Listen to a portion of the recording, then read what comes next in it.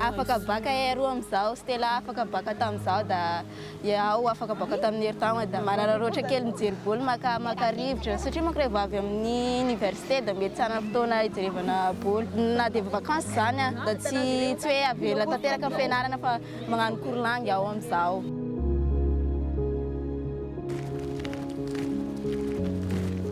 Taty nianatra taloha.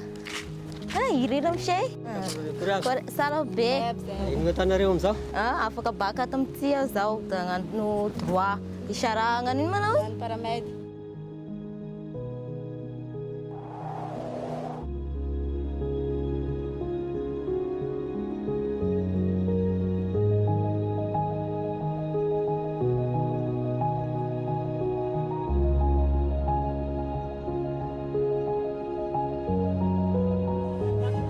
Mazava ho azy chaque loatra ka hiverina aty ela vita fianarana satria da mahafinaritra loatra ny fiarahamonina tiky mba ahafanay mandray anjara mitakandrify aminay efa viavy be za da afaka mandray andraikitra amin'ny fianakaviana.